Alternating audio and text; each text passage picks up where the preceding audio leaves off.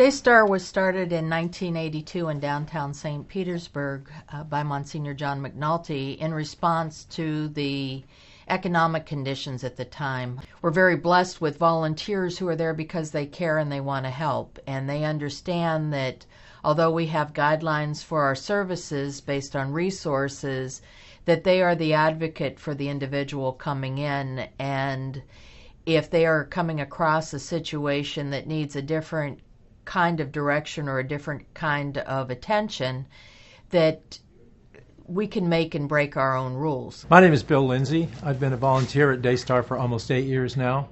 I'm an interviewer, and a lot of the interviews I do are for Travelers Aid, which is a service we have to help people relocate to a more stable environment. People who are either homeless or about to become homeless. We have volunteers that help put together personal hygiene items. We have a very limited staff, so our volunteers do our financials, they do our IT, they do our record keeping, our interview. All of our interviewers are volunteer interviewers. Our front desk, our assistants with outside events. The volunteers come from all walks of life. We have engineers and food service workers and videographers and retired reporters. We have projects that families can do together.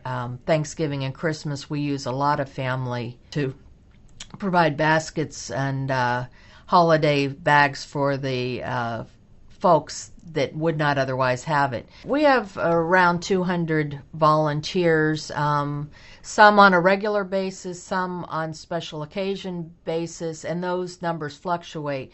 But those and the 4 full-time staff and a couple of part-time staff serve over 19,000 households annually. That impacts 50,000 people. The clients that you interview, it covers the whole realm of society, the whole specter of American life, and you meet people who are just out to get some stuff for themselves, but you also meet people of enormous courage and people of enormous faith,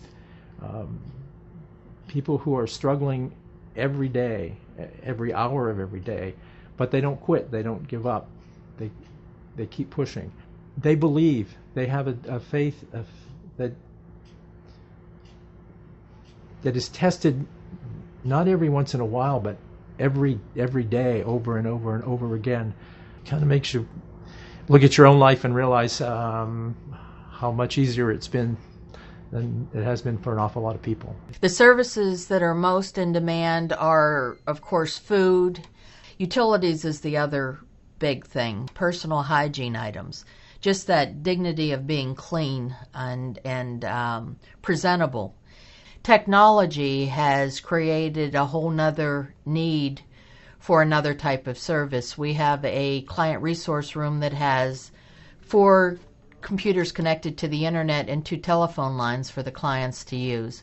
Every once in a while we hear back from people who have successfully relocated, who have put their lives back together. It's very exciting, it's very moving, it really gives you a sense of faith that there are people all around who are going way out on a limb to help other people. We've added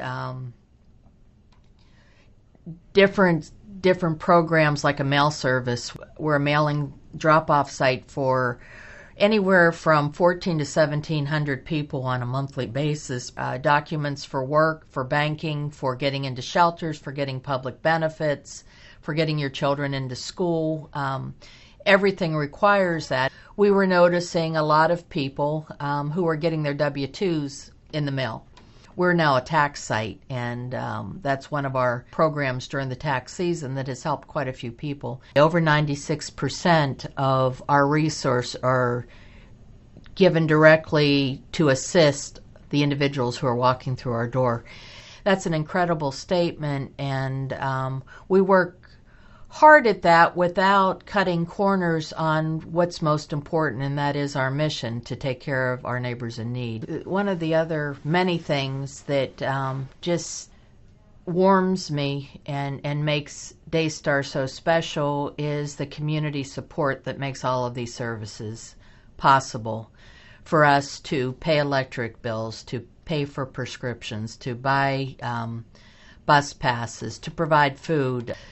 The food donations keep us going in between our ability to purchase food. The personal hygiene items that are either donated from people's trips or people buy for us, or that we purchase out of donations.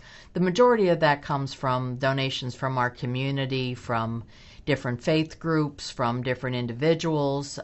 We do some grant writing, but for the most part, we could not do what we do for those 19,000 households annually without that help from the community. In retirement, I was looking for something to do that would have a real meaning to me. And a retired social worker was a very good friend of mine. She worked in hospitals and with mental health agencies here in St. Petersburg.